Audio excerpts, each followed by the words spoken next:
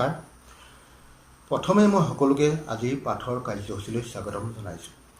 আজি আমি আৰম্ভ কৰিবলৈ লৈছোঁ পঞ্চম শ্ৰেণীৰ আমি আৰু আমাৰ পৰিৱেশৰ তৃতীয় পাঠ, অসমৰ সংস্কৃতি।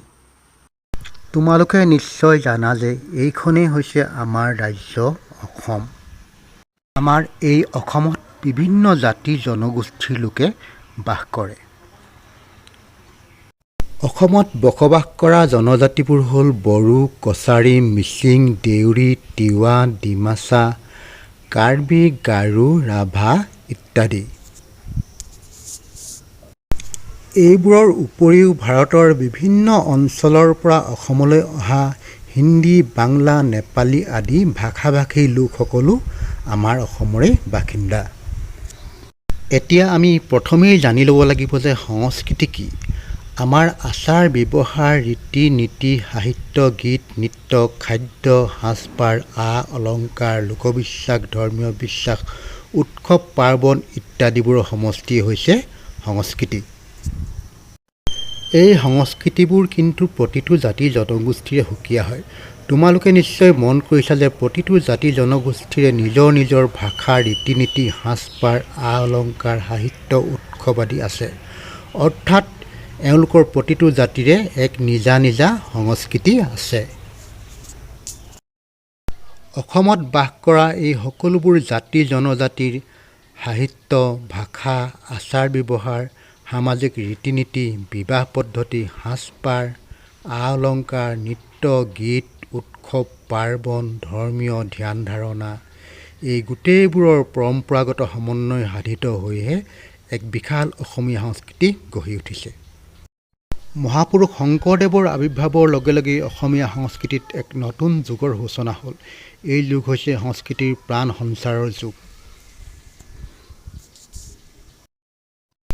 বৃহত্তৰ অসমীয়া জাতি আৰু অসমীয়া সংস্কৃতিৰ গঠনত মহাপুৰুষ শ্ৰীমন্ত শংকৰদেৱৰ অৱদান উল্লেখযোগ্য। গীত, পদ, ভাওনা আদিৰে মহাপুৰুষজনাই সংস্কৃতিক নতুন ৰূপ দিলে। ইয়াৰ লগতে খোল, তাল আদি বাদ্যৰ সৃষ্টিৰে এক নতুন প্ৰাণৱন্ত সংস্কৃতিৰ বীজ ৰোপণ কৰিলে। এয়াই হৈছে বৃহৎ অসমীয়া সংস্কৃতিৰ বীজ। অসমৰ নামঘৰ আৰু সত্ৰ অসমীয়া কৃষ্টিৰ বৰখুঁটা। তেখেতে সৃষ্টি কৰা সত্ৰীয়া নৃত্য কেৱল অসমৰে সম্পদ নহয়, সমগ্ৰ ভাৰত তথা বিশ্বতে সত্ৰীয়া নৃত্যৰ আজি এক বিশেষ স্থান আছে। আমাৰ এই অসমীয়া সংস্কৃতিৰ বহুতো উপাদান বা বৈশিষ্ট্য আছে। এতিয়া আমি ক্ৰম অনুসাৰে এই উপাদানসমূহৰ বিষয়ে আলোচনা কৰিম। ঘৰলৈ অহা অতিথিক তামোল পাণ, চাহ জলপান দিয়া, পৰিয়ালৰ জ্যেষ্ঠজনক সন্মান জনোৱা, কাতি বিহুত তুলসী তলত চাকি দিয়া, এই ৰীতি নীতিবোৰ হৈছে আমাৰ সংস্কৃতিৰ এক অতি এৰাব নোৱাৰা উপাদান বা বৈশিষ্ট্য। অসমৰ ৰাজ্যিক ভাষা অসমীয়া। ইয়াৰ লগতে বিভিন্ন জনজাতীয় ভাষা হিন্দী, বঙালী, নেপালী আদি ভাষাও অসমত প্ৰচলিত। অসমীয়া ভাষাৰ শব্দ সম্ভাৰত বিভিন্ন জনজাতীয় ভাষা সোমাই আছে। এইবোৰে আমাৰ সাংস্কৃতিক উপাদান। যি সময়ত আমাৰ অসমীয়া ভাষাই লিখিত ৰূপ পোৱা নাছিল, সেই সময়ৰ পৰাই বহুতো সাধুকথা, ফকৰা যোজনা, প্ৰবচন, সাঁথৰ, গীত, পদ আদি প্ৰচলিত হৈ আহিছে। এই সকলো হৈছে আমাৰ অতি আপুৰুগীয়া আৰু সাংস্কৃতিক সম্পদ, লগতে আমাৰ সংস্কৃতিৰ এক অনন্য উপাদান।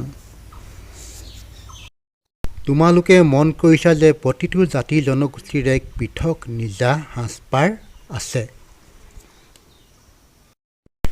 অসমত বাস কৰা বিভিন্ন জাতি জনগোষ্ঠীৰ নিজা নিজা সাজপাৰ আছে। ৰিহা, মেখেলা, চাদৰ, চেলেং, ধুতি, পাইজামা, কুৰ্তা আদিৰ উপৰিও প্ৰতিটো জনজাতিৰে পৃথক সাজপাৰ আছে। এই সাজপাৰসমূহ আমাৰ সংস্কৃতিৰ এক পৰিচয়। অৱশ্যে যুগৰ পৰিৱৰ্তনৰ লগে লগে আজিকালি লং পেণ্ট, চুৰিদাৰ, শাৰী আদিও পৰিধান কৰা দেখা গৈছে। অসমৰ জাতীয় উৎসৱ বিহু। জাতি, বৰ্ণ, ধৰ্ম নিৰ্বিশেষে সকলোৱে বিহু পালন কৰে আৰু এই জাতীয় উৎসৱৰ মাজেদি আমাৰ জাতিৰ সভ্যতা আৰু সংস্কৃতিৰ প্ৰতিফলন ঘটে।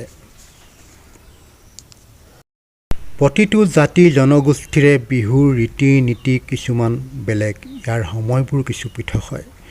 কিন্তু তথাপিও সকলোৱে বিহু পালন কৰে, কাৰণ বিহু হ'ল অসমৰ কৃষ্টি, বিহু অসমৰ সংস্কৃতি আৰু ই হৈছে অসমৰ বাপতি সাহোন স্বৰূপ।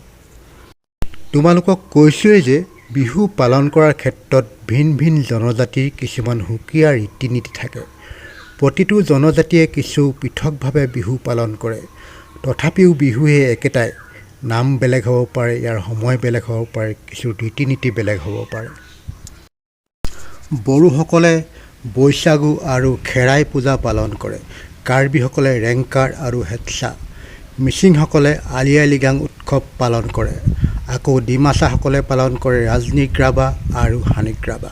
ঠিক সেইদৰে ৰাভাসকলে বাইথু, দেউৰীসকলে বৈশাগীত পালন কৰে। এই আটাইবোৰ হৈছে কৃষিভিত্তিক উৎসৱ। বিভিন্ন জাতি জনজাতিৰ প্ৰচলিত জাতীয় বিভিন্ন নৃত্য আৰু গীতবোৰেও অসমৰ সাংস্কৃতিক সম্পদৰ শ্ৰীবৃদ্ধি কৰিছে। অসমত বিভিন্ন নৃত্য আৰু গীত আছে। এইবোৰৰ ভিতৰত বিহু, বিহু নৃত্য, হুঁচৰি, দেউৰী নৃত্য, বাগৰুম্বা নৃত্য, ঝুমুৰ, খেৰাই নৃত্য, দেওধানী নৃত্য আদিয়েই হৈছে প্ৰধান। ছবিকেইখনত তোমালোকে নিশ্চয় বিভিন্ন নৃত্য দেখিছা। এই নৃত্যবোৰ হৈছে অসমৰ সংস্কৃতিৰ এক উল্লেখযোগ্য উপাদান। এইবোৰে আমাৰ অসমীয়া সংস্কৃতি সমৃদ্ধিশালী কৰি তুলিছে। আমি আলোচনা কৰি যোৱা এই জাতীয় নৃত্যবোৰৰ উপৰিও অসমত দুবিধ প্ৰাচীন নৃত্যৰ পৰম্পৰা চলি আহিছে। এই দুবিধ হৈছে ওজাপালি আৰু পুতলা নাচ। ওজাপালি অসমৰ পুৰণিকলীয়া গীত নৃত্যৰ এক অনুষ্ঠান। পুতলা নাচৰ জৰিয়তে ৰামায়ণ মহাভাৰতৰ কাহিনী ৰূপায়ণ কৰা হয়। এই নৃত্য গীতৰ লগত বিবিধ বাদ্যযন্ত্ৰও ব্যৱহাৰ কৰা হয়। ঢোল, পেঁপা, গগনা, টকা, চিফুং, সুতলি, খোল, তাল, দোতাৰা, বাঁহী, শিঙা, বীণা, টোকাৰী আদি হৈছে উল্লেখযোগ্য কিছুমান বাদ্যযন্ত্ৰ। এই বাদ্যযন্ত্ৰসমূহ অসমীয়া সংস্কৃতিৰ এক আপুৰুগীয়া আৰু এৰাব নোৱাৰা সম্পদ। অসমীয়া সমাজত আ অলংকাৰৰ গুৰুত্ব অতি বেছি। বিবাহ, নৃত্য, উৎসৱ পাৰ্বণ আদিত অলংকাৰৰ ব্যৱহাৰটো কৰাটো পৰম্পৰা। অসমীয়া সমাজত পৰম্পৰাগতভাৱে চলি অহা কিছুমান আ অলংকাৰ হ'ল কেৰু, জোনবিৰি, ঢোলবিৰি, গামখাৰু, লোকাপাৰ, খোপাফুল, কাণফুল, গলপতা, আঙুঠি, থুৰিয়া, দুগদুগী, নাকফুল ইত্যাদি। এইসমূহে অসমৰ সংস্কৃতি চহকী কৰি তুলিছে। এই অলংকাৰসমূহ অসমীয়া সংস্কৃতিৰ পৰিচায়ক। ই অসমৰ সম্পদ আৰু অসমীয়া সংস্কৃতিৰ এক গৌৰৱ। অসমীয়া মানুহৰ খাদ্য সম্ভাৰো এক সাংস্কৃতিক উপাদান। চিৰা, মুড়ি, কোমল চাউল, হুৰুম, আখৈ, সান্দহ, কৰাই গুড়ি, তিলপিঠা, ঘিলাপিঠা আদিবোৰ হৈছে অসমীয়া খাদ্য সংস্কৃতিৰ এক অংশ। এইবোৰ আমাৰ জাতীয় সংস্কৃতিৰ এৰাব নোৱাৰা সম্পদ।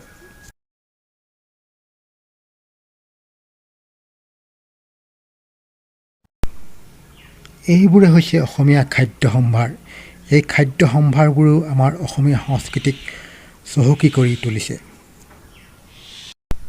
অতি প্ৰাচীন কালৰ পৰা ভাৰতৰ বাহিৰৰ বিভিন্ন দেশৰ পৰা বিভিন্ন জাতি জনগোষ্ঠীৰ লোকৰ অসমলৈ আগমন ঘটিছে। এইবোৰৰ ভিতৰত অষ্ট্ৰিক, তিব্বত বৰ্মী, ককেশীয়, টাই মংগোলীয় আদি প্ৰধান। এই জাতি জনগোষ্ঠীৰ সাংস্কৃতিক উপাদানো অসমীয়া সংস্কৃতিৰ অন্তৰ্ভুক্ত হৈ পৰিছে। এইদৰেই আমাৰ এই অসমীয়া সংস্কৃতিৰ বহুতো উপাদান আছে, যিবোৰে আমাৰ সংস্কৃতিটো চহকী কৰি তুলিছে, আমাৰ সংস্কৃতি বৈচিত্ৰ্যময় কৰি তুলিছে আৰু আমাৰ সংস্কৃতিটো মহিমামণ্ডিত কৰি তুলিছে। অসমত বাস কৰা বিভিন্ন জাতি জনগোষ্ঠীৰ সাজপাৰ, খাদ্য ৰীতি, উৎসৱ পাৰ্বণ হয়তো একেই নহ'ব পাৰে। এওঁলোকৰ প্ৰত্যেকৰে এক নিজা সংস্কৃতি থকাটো স্বাভাৱিক। কিন্তু যেনেকৈ নদীৰ পানী সাগৰত মিলি যায়, ঠিক তেনেকৈ এই সকলো সংস্কৃতি মিলি এক বৃহৎ অসমীয়া সংস্কৃতি গঢ় লৈ উঠিছে। প্ৰতিটো জাতি জনগোষ্ঠীৰ সংস্কৃতি এই বিশাল অসমীয়া সংস্কৃতিত বিলীন হৈ গৈছে বা মিলি গৈছে। এয়াই হৈছে অসমৰ সংস্কৃতি, অসমৰ সমন্বয়ৰ সংস্কৃতি। ছাত্ৰ ছাত্ৰীসকলৰ সুবিধাৰ বাবে কেইবিধমান জনজাতীয় সাজপাৰৰ তালিকা ইয়াত অন্তৰ্ভুক্ত কৰি দিছোঁ। ছাত্ৰ ছাত্ৰীসকল, ইমান সময় আমি অসমৰ সংস্কৃতিৰ বিভিন্ন দিশ আৰু সংস্কৃতিৰ বিভিন্ন উপাদানৰ বিষয়ে বহুখিনি কথা শিকিলোঁ। এয়াই হৈছে আমাৰ অসমৰ বাৰেৰহণীয়া সংস্কৃতি।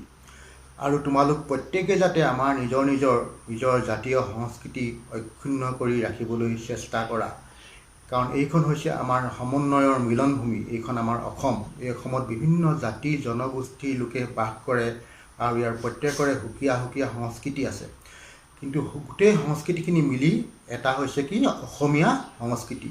আৰু তোমালোক প্ৰত্যেকে যাতে এই অসমীয়া সংস্কৃতিক সন্মান কৰিবলৈ শিকা।